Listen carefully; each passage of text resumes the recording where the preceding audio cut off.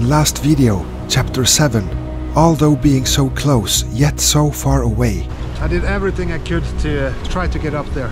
I had to give up on my third attempt reaching Greenland due to difficult weather conditions and health issues, placing me way too late in the season to do a safe crossing.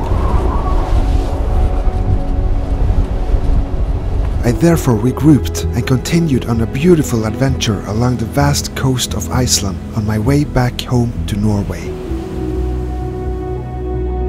After tying up on the most remote inhabited island on Iceland, it was time to get onward and forward to the next and last Icelandic port called Raufarhöfn, another 80 nautical miles away.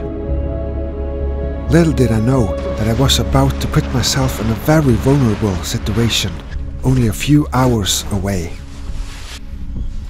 So, good morning and welcome back to the next episode. It's getting cold up here, so it's not more than 5-6 degrees, and but today the wind are with me again. Beautiful. I'm going to another place called Raufarhöfn or something. The names are crazy here in Iceland, and it's a 10-hour sail downwind, hopefully with the gennaker flight. And yeah, it's been really amazing here in Grimsey. I've been so good taken care of with all the people here, and yeah, really make me feel at home, making me dinner and feeding me beer and letting me in their homes, and yeah, just relax. It's been really beautiful. That's the first time I've really been relaxing on this trip. But now we are ready again.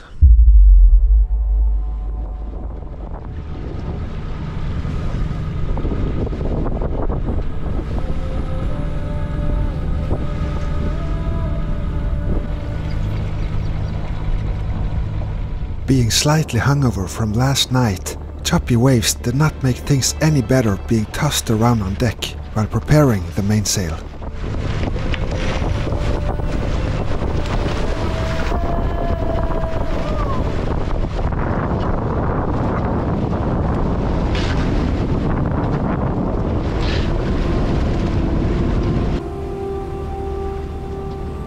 With the job finally done, we left the shores of Grimsey and set our course towards the next destination.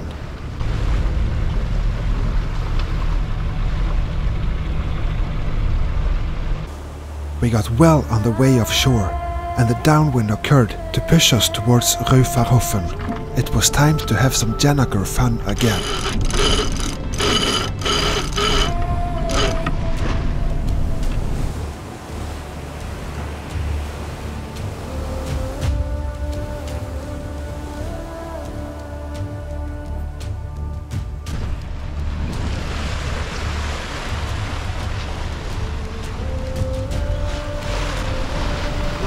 Bye, Grimsey. It was really nice to see you. Maybe until next time.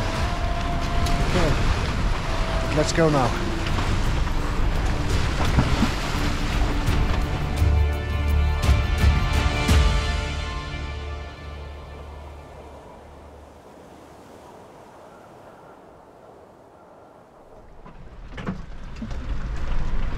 Advanced in the cooking way now. We're going from brown to light lapskaus. Look at that.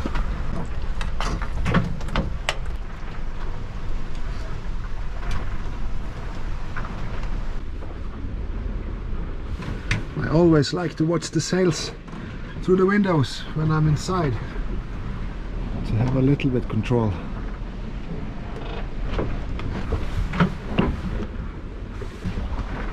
So, extremely strong current there, 2.8 knots. We're going bow this way and we're actually going this way, so we are almost sliding sideways towards the ocean because of the currents. So I'm glad it's with us. 7-8 knots over ground all the way. Beautiful. So bow is this way, but we are actually going that way or that way. Crazy. It was really nice with a short trip, short distance, 60 nautical miles. That's the first time I have a short leg on this expedition, especially on this beautiful wind. downwind with gennaker. With everything going our way, there was always something to balance it out. It's been really quick. 9 on 8 knots now. The currents are with us all the way, and the wind and the waves and everything. It's been a beautiful sail so far. So we are halfway now. 30 miles left. So I think this is the last port before I turn my bow to Faroe Islands. I need to get back home now because I have a little bit infection again down behind south, so I need to tend to.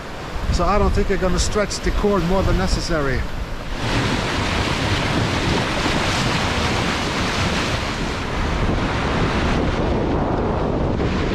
As time went by, the weather gods was obviously planning on setting me up for a little test.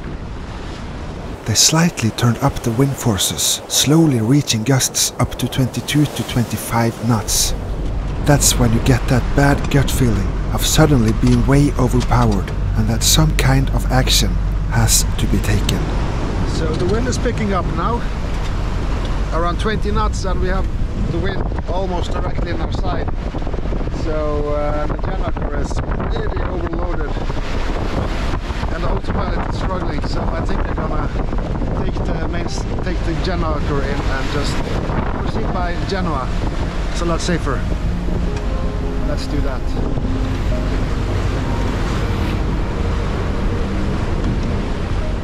Before we start a rather dramatic recovery of the gennaker, let's have a look at my kind sponsor NordVPN. As internet has become a great deal in our lives today, it has never been more important to stay safe when we scroll around online. YouTube, Instagram and many other social medias is a big part of my life, and I depend on keeping safe wherever I am in the world. NordVPN easily takes care of this by providing the best internet security on the market. Simply download the app, create an account, and you're good to go in a matter of seconds. As you sail and move around, simply change your location to make sure your internet connection is secured 24/7. And if your favorite show is not available at your place, simply change your virtual location to a supported location and enjoy the show. Take advantage of NordVPN's exclusive offer and head over to nordvpn.com/Erik Aanderaa, and there is no risk involved with NordVPN's 30-day money-back guarantee. Now let's get that gennaker down. I was about to put myself in a very bad situation. I'll try to tell you step by step what went wrong. Firstly, I went more downwind to hide the gennaker behind the mainsail, taking the wind out of it and collapse it. This also meant I had to point my bow towards land, which was now 2 miles away. I figured that would give me heaps of time to just roll in the gennaker. Being hungover, tired of pain and annoyed over all the challenges lining up, I failed to keep an eye on the gennaker sheet as it slipped out lying loosely turned around the winch. In 22 knots of wind, the gennaker was let way too loose and started twisting, flapping and turning, throwing the sheets around in all directions. During a few seconds, I was trapped in my own mess. Oh, we have a big problem again with the furlough system. It's going up at the bow head. Stuck completely. I might have to just let it all go in the water. That's a big disadvantage with the furlough systems there. Big disadvantage. That's why they rip.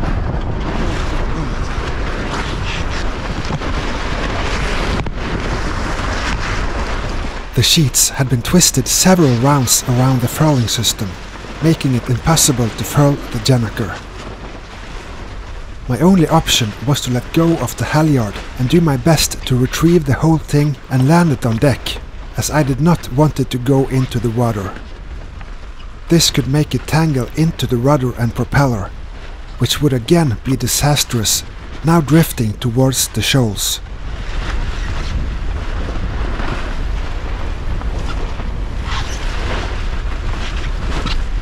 I knew of experience the dangerous powers of a wild sail like this.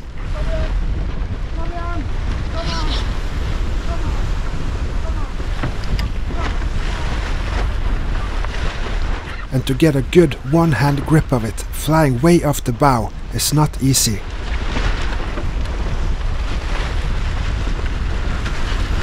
I could feel how the sail ripped into my arm, trying to retrieve it.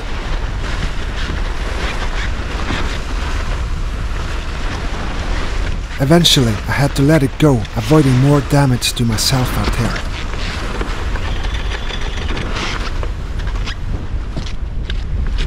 With no more options, the sail had to go in the water.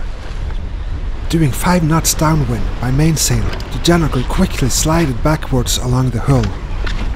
But with the halyard still attached, holding the top of the sail out of the water, the gennaker now acted as a huge sea anchor, making it impossible to drag on board. After much struggling on the stern, I got the halyard off, letting the top fall into the water, being freed. What I did now, I let go of the halyard behind there, so I'm dragging the sail. Ooh. Terrible. Fucking hell, why? Why? Okay, now I'm gonna try to drag the sail on board. Still doing 5 knots, the water passing by the sail creates a lot of resisting powers, making it hard to pull up over the sharp stanchion wires.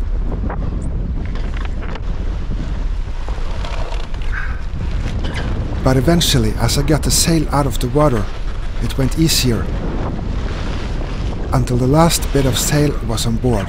Fuck. Oh. Job done. That was heavy. Oh shit.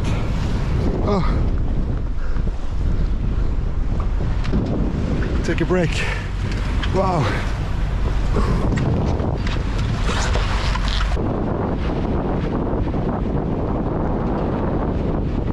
So that was scary. So close to land, 1 mile from land, and from the shallows, and the wind was blowing directly towards land. And the gennaker piled up around the forestay while trying to furl it in. So that's the challenge with the top-down furlers. It's recommended to go down with the wind, so the sail is collapsing behind the mainsail, but that also makes the sail kind of float around the forestay when you furl it in. Mine did just that now, in a way that it got stuck, just like the last time when I ripped it. But now I decided I'm not going to rip it this time, so I just let go of the halyard and everything into the sea behind me. And just drag it manually on board again. It's really heavy, but all good. Nothing is broken. I have something to sort out when I get to port now in 3 hours, 2 hours. Oh, there you go. Job done.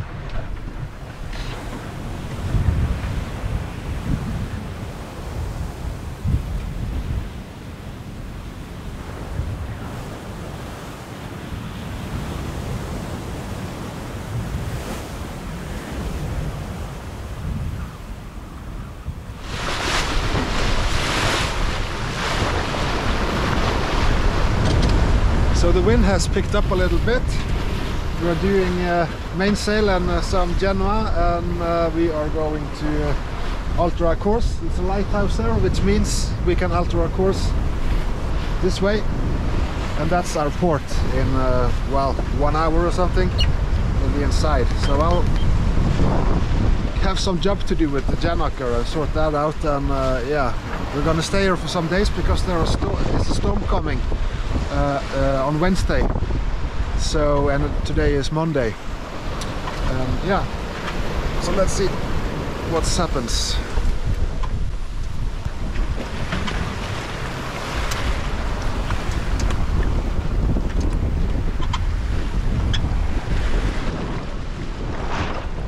We proceeded following the waves straight downwind.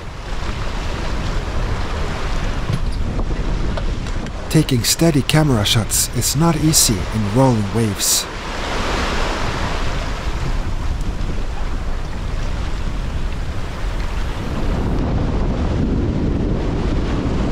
Raufarhöfn was getting close, and it was time to prepare for landfall.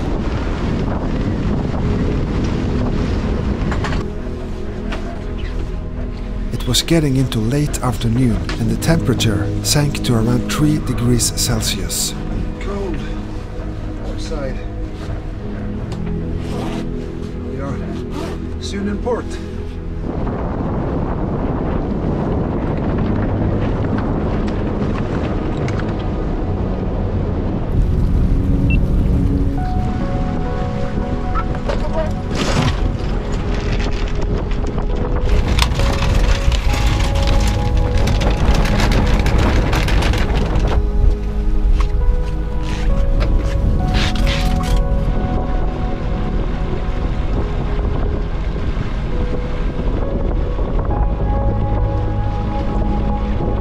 Let me introduce you to the most isolated and remote village on Iceland, Raufarhöfn. This place was known to have the largest export of herring on Iceland, until the herring disappeared, leaving a devastating effect on the village. It got abandoned, and today you can see the remains of the old buildings and factories from the old days. Still, 200 people have found their peace here, and peaceful it is.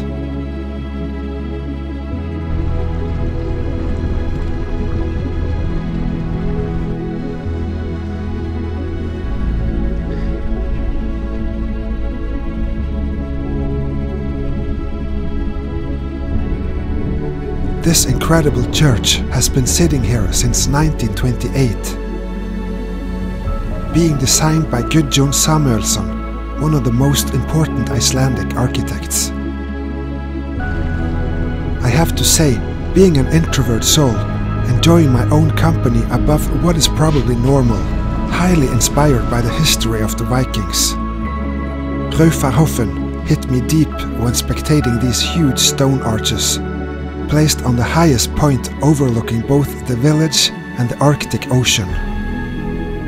This is the Arctic Henge,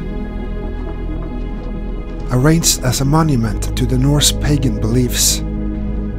Inspired by Volusbo, a poem from Edda or the Bible of the Norse mythology. Instantly I felt a weird strong belonging to this place. It kind of felt like home. How cool is that, being my last port on Iceland?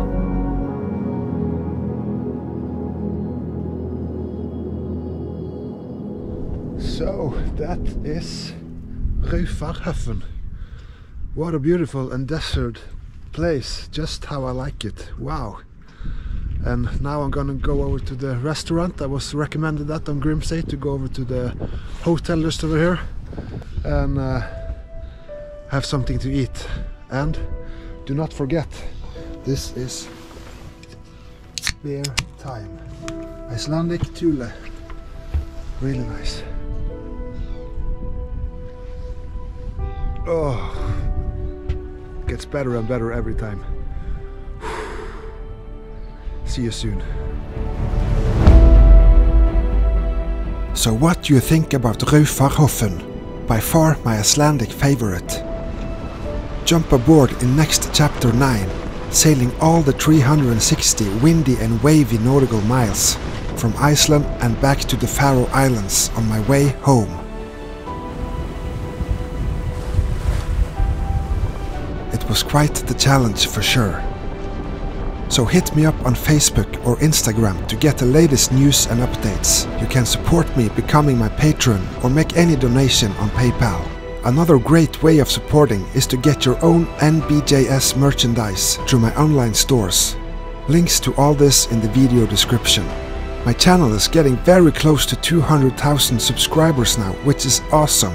so please subscribe, leave a comment and a like, and together we'll get there very soon. See you in chapter 9. Erik.